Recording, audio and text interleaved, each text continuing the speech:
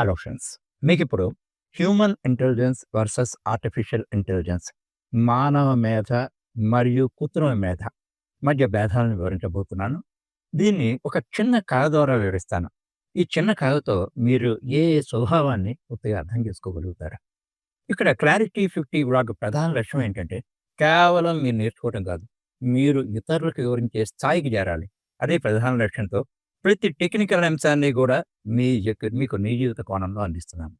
ఈ కథ పేరు 'ఆలోచించే మనిషి లెక్కలు చేసే యంత్రం'. ఒక మనిషి అనేక లెక్కింపులు చేయాలనుకుంటాడు.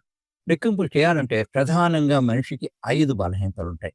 వేగంగా లెక్కింపులు చేయలేకపోవటం, తక్షణం ఫలితాలను ఇవ్వలేకపోవటం, తప్పులు చేయటం, ఎక్కువ అంశాలని గుర్తుపెట్టుకోలేకపోవటం, అలసిపోవటం. 5 అంశాలున్నాయి.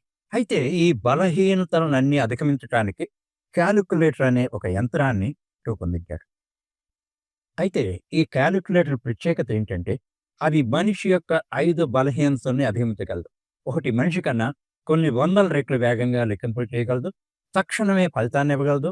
తప్పులు చేయకుండా లెక్కింపులు చేయగలదు. డేటాని తన దగ్గర స్టోర్ చేసుకోగలదు. అంతేకాకుండా ఎటువంటి పరిస్థితుల్లో అలసిపోదు. అయితే ఈ కారణం వల్ల మనిషి కన్నా కాలిక్యులేటర్ గొప్పది అని చెప్పలేం. మనిషి మేధ లేకుండా కాలిక్యులేటర్ అనేది రూపొందించబడదు. ఎందువల్లే కాలిక్యులేటర్‌కి లక్ష్యాన్ని నిర్దేశించేది మనిషే. కాలిక్యులేటర్‌లో ఉండే మ్యాథమెటికల్ రూల్స్‌ని రూపొందించింది మనిషే. దానికి కావాల్సిన లాజిక్‌ని అందించింది మనిషే. అయితే దీనివల్ల కాలిక్యులేటర్ వల్ల మనిషి సామర్థ్యాన్ని పెంపొందించుకోగలడు అన్న విషయాన్ని అర్థం చేసుకోండి. ఇక్కడ నేను కాలిక్యులేటర్ అన్న పదాన్ని ఎక్కడ వాడానో, అక్కడ మీరు ఏఐ అనే పదాన్ని వాడినట్టయితే ఖచ్చితంగా మీరు ఏఐ గురించి అర్థం చేసుకోగలుగుతారు. దీనివల్లే ఏఐని ఎందుకు వాడుతున్నామంటే, ఏఐకి మనిషి కన్నా కొన్ని లక్షల రెట్లు వేగంగా పనిచేస్తుంది, లెక్కింపులు చేస్తుంది.